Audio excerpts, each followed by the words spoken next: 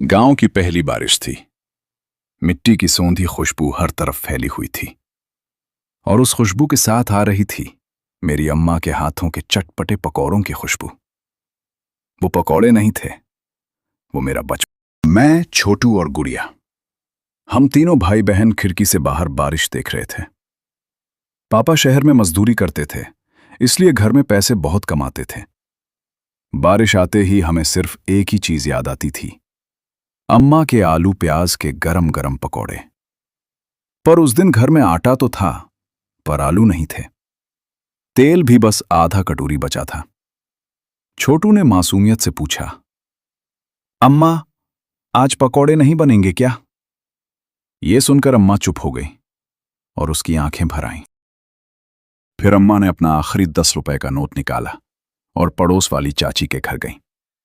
उनसे 2 आलू और थोड़ा बेसन उधार मांगा और कहा, कल लौटा दूंगी।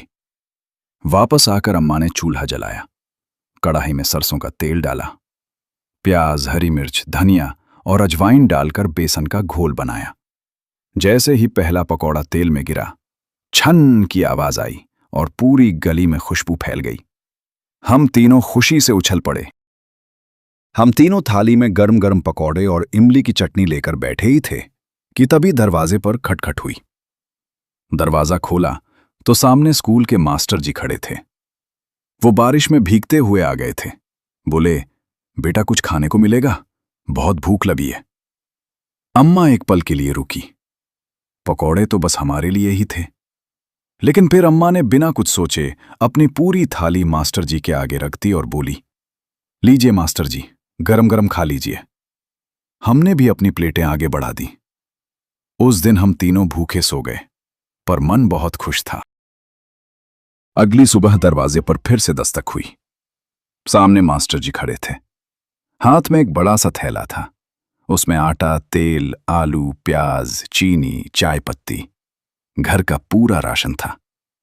मास्टर जी बोले, कल तुम लोगों ने अपनी भूख मारकर मुझे खाना खिलाया। गांव में ऐसे लोग बहुत कम होते हैं। ये लो, अब पूरे महीने चैन से पकौड़े बनाना। ये सुनकर अम्मा रो पड़ी और उस दिन हम तीनों ने रोते रोते पेट भरकर पकौड़े खाए। आज मैं शहर में एक बड़ा अफसर हूं। बड़ी बड़ी पार्टियों में महंगा से महंगा खाना खाता हूं।